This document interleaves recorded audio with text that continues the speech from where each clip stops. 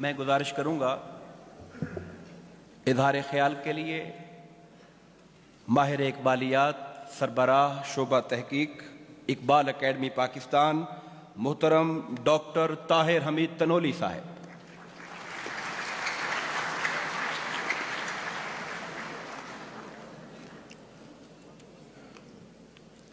نحمدہ ونصلی ونسلم علی رسولہ الکریم اما بعد اعوذ باللہ من الشیطان الرجیم بسم اللہ الرحمن الرحیم۔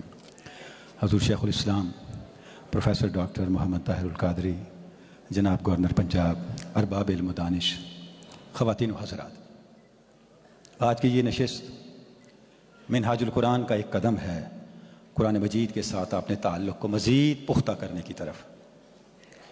جو منہاج القرآن کا خاصہ ہے، حضور شیخ الاسلام کی ساری زندگی کی جد و جہد کا ترائے امتیاز اور پہچان ہے کہ قرآن حکیم اس ملت کا مزاج بنے، اس ملت کی خوبو بنے، اس ملت کے لہو میں اترے، اس ملت کا اٹھنا بیٹھنا اگر اس کا کوئی عنوان ہو تو قرآن مجید کی تعلیم ہو۔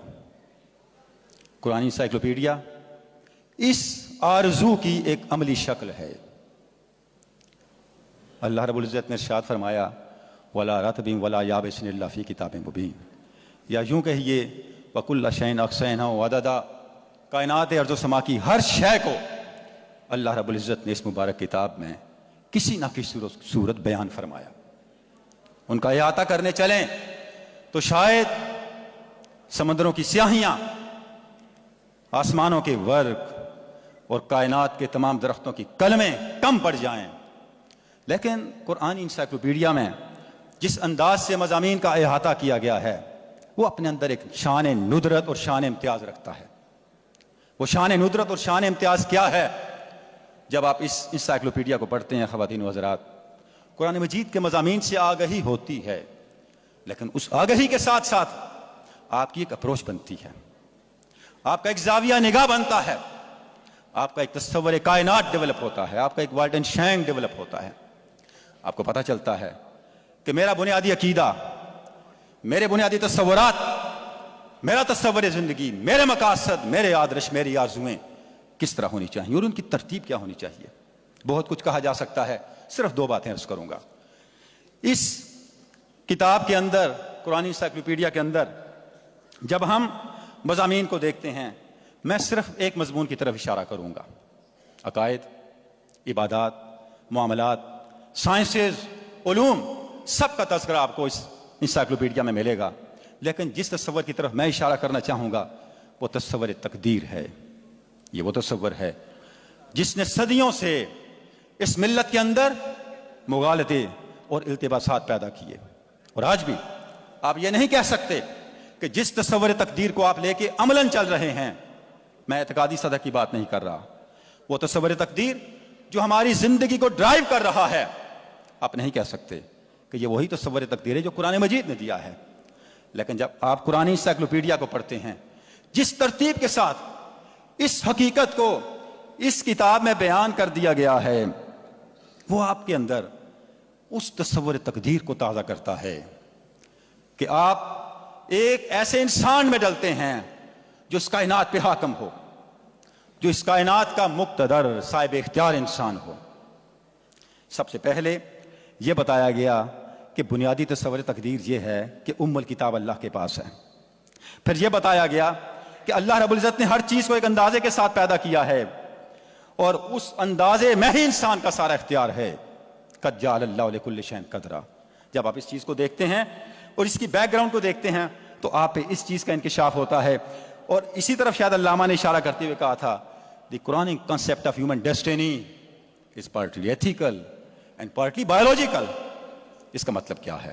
اس کا مطلب آپ کو اس ترتیب سے کھلتا ہے جب آپ اس ترتیب کو اس انسائکلوپیڈیا کے اندر پڑھتے ہیں۔ اس کے بعد پھر یہ کہ مشیت الہی کا ہر چیز پہ غالب ہونا اس بات کی علامت ہے کہ اللہ رب العزت کی بارگاہ میں آپ کے لیے امکانات کے سینکڑوں دروازے کھلے ہیں، آپ اللہ کی بارگاہ تک پہنچنے کی سعی کریں۔ اور پھر ایک عجیب عنوان، ایک نیا عنوان جو یہاں قائم کیا گیا، وہ یہ کفار کا تصور تقدیر کیا ہے۔ وہ بھی اللہ کی مشیت کا ذکر کرتے ہیں، صاحبان ایمان بھی مشیت کا ذکر کرتے ہیں، لیکن ان کا تصور مشیت لاؤ کے ساتھ جڑتے ہی ان کے لیے سارے امکانات عمل کے اور اللہ کی رحمت تک رسائی کے مسدود کر دیتا ہے۔ اور اس کے بعد آخری بات، بہت کچھ جب آپ پڑھتے چلے جاتے ہیں تو آپ کا تصور تقدیر تزکیہ کے عمل سے گزرتا ہے، بے عملی سے نکلتا ہے اور عمل کے دائرے میں داخل ہوتا ہے، اور سب کچھ کرنے کے بعد بھی آپ امید کے اس دامن کو تھامے رکھتے ہیں جہاں آ کے اس بات کے اوپر آ کے اس تصور تقدیر کے بیان کو ختم کیا گیا ہے کہ اللہ کا علم آپ کے علم پہ حاوی ہے۔ میں علامہ کے الفاظ میں کہنا چاہوں گا we possess no word which can describe the knowledge which is creator of its own object۔ وہ علم جو اپنے معلومات کا خالق ہے اس کو اپنے علم جیسا نہ سمجھیں، اس کو اپنے علم سے آگے سمجھیں۔ یہی وجہ ہے کہ انسان اپنی بہت سے شر کو خیر اور بہت سی خیر کو شر سمجھ رہا ہوتا ہے۔ جہاں پہ آ کے جب تصور تقدیر کو قرآن انسائکلوپیڈیا میں کنکلوڈ کیا جاتا ہے تو پتہ چلتا ہے کہ از جبر پیدا می شود اختیار کا مطلب کیا ہے۔ اللہ رب العزت نے اہل ایمان کے سارے اختیار کو اس جبر کے اندر کس طرح چھپا کے رکھا ہے جس جبر کو قرآن مجید نے اطاعت الہی کا عنوان دیا ہے۔ دوسری بات جس طرف میں اشارہ کرنا چاہوں گا، بڑے صاحبان علم سے ہم نے یہ سنا کہ سیرت کی سب سے بڑی کتاب اور سیرت کا سب سے جامع بیان اگر کچھ ہو سکتا ہے تو وہ قرآن مجید ہے۔ اس کتاب کو آپ پڑھیے، قرآن انسائکلوپیڈیا کو پڑھیے، اس حقیقت کا انکشاف آپ پہ ہوگا۔ جس باب کے اندر، جس جلد کے اندر غزوات کا بیان ہے، غزوات کو جس ترتیب کے ساتھ بیان کیا گیا ہے، ایک عجیب حقیقت کھلتی ہے۔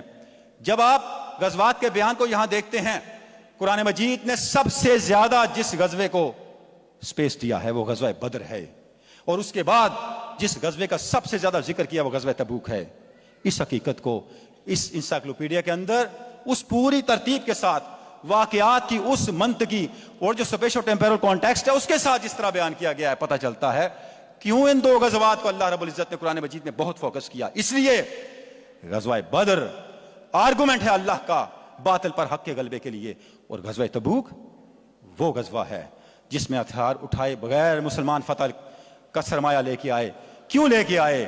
اس لیے کہ جس اخلاص کے ساتھ، جس والہیت کے ساتھ اور ذات رسالت مآب کے اندر جس فنائیت کے ساتھ اس غزوے کے اندر گئے تھے، قیامت تک کے لیے وہ فتوحات کا ایک نیا راستہ ہمارے سامنے رکھتا ہے۔ خواتین و حضرات، بہت کچھ کہا جا سکتا ہے انسائکلوپیڈیا کے حوالے سے، اتنا عرض کر کے میں اپنی بات کو کنکلوڈ کروں گا کہ ہم نے جس طرف ہم بڑھ رہے ہیں، آج یہاں کوششیں ہو رہی ہیں ایک یونیفارم کریکولم کی، ایک یکساں قومی تعلیمی نصاب کی۔ یکساں قومی تعلیمی نصاب خواب رہے گا جب تک ہم دین اور دنیا کی ہم آہنگی کو نسل نو کے شعور کا حصہ نہیں بناتے، اور اگر ہم نے یہ کرنا ہے تو اس کا ایک بہت بڑا اس کے لیے ہمارے پاس ایک بہت بڑی بنیاد اور ایک بہت بڑا وسیلہ یہ قرآن انسائکلوپیڈیا ہے، جسے ہماری جامعات کے اندر، ہمارے طلباء کے نصاب کے اندر اور ان کے نظام تربیت کا حصہ ہونا چاہیے۔ بہت بہت شکریہ۔